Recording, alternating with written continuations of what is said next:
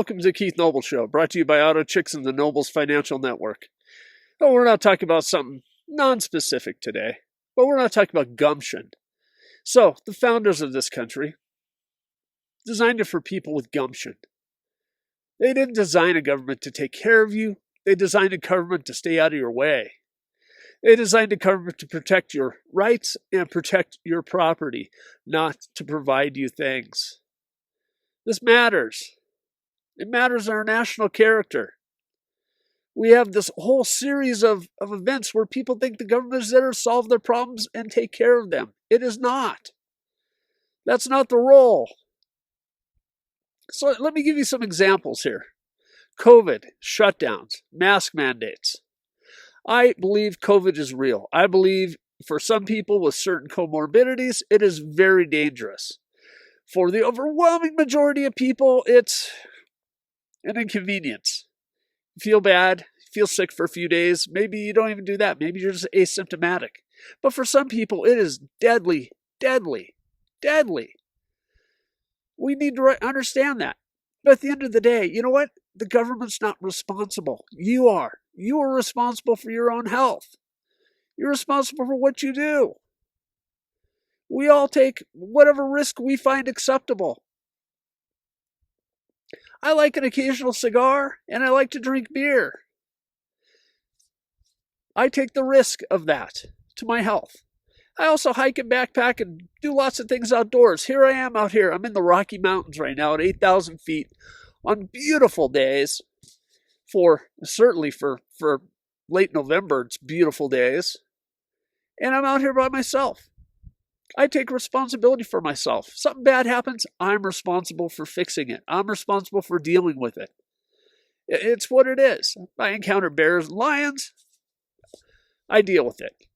I encounter maybe people with malevolent intention. I deal with it. But the point is, I'm responsible for myself. Nobody is responsible for me. Nobody is responsible for you but you. Well, unless you're a child, then your parents are responsible for you to a certain age. But we've created this situation, this country, where you think the government is responsible for us. They are not. Same thing with these ballots, all these mail-in ballots. Sending a ballot to everybody's house. And no, the idea there was you'd have the gumption to get up and vote. That if you didn't have the motivation to vote, it probably wasn't that important to you, and you probably aren't that informed. But now we just go, oh, everybody gets to vote, if they know what the hell's going on or not. And we got millions and tens of millions and maybe 100 million people who have no idea what's going on in this country, but they vote. That's not how it was supposed to be. You're not supposed to deprive anyone of their vote, but you know what? It should take some initiative to get out and vote. It should mean something to you. It should mean enough to at least stand in line for 10 minutes to go vote. But that's not how we're doing it now. Same thing with making money. It should take some gumption. It should take some effort. It should not be an entitlement.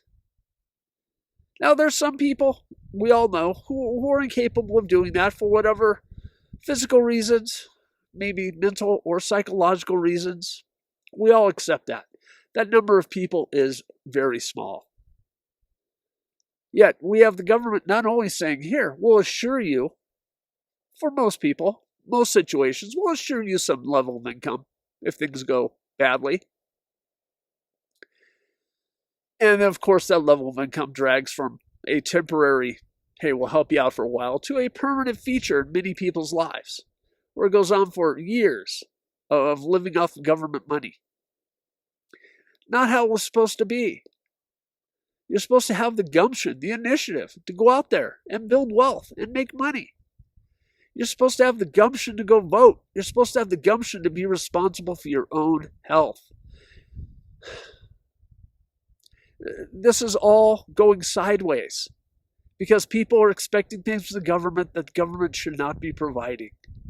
And government is more than eager, for the most part, most of those people, most of those politicians, nearly all those bureaucrats to provide these things for you, and they provide them at a price, and that price is your freedom. That price is your volition, your choices, your decisions.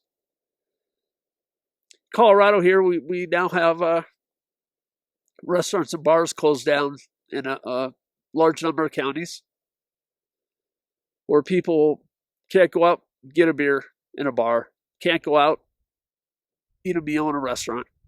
And of course, these bars and restaurants are ailing. They're struggling. These are people's livelihoods. These represent people's life savings that they've poured into these businesses. They represent their financial future. They represent their ability to continue to pay their mortgage. They represent their ability to send their children to college.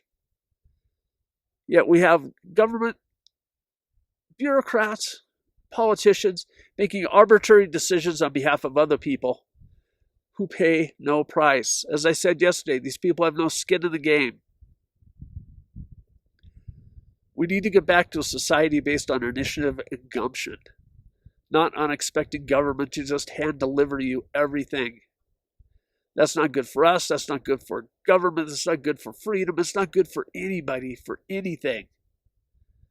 We need to stop this. We need to end it. For those few who genuinely can't provide for themselves, we understand that. We'll make allocations for those people. But that is not the vast majority of people. So, thank you for tuning in today to the Keith Noble Show. Look up Auto Chicks and D Noble's Financial Network on Facebook.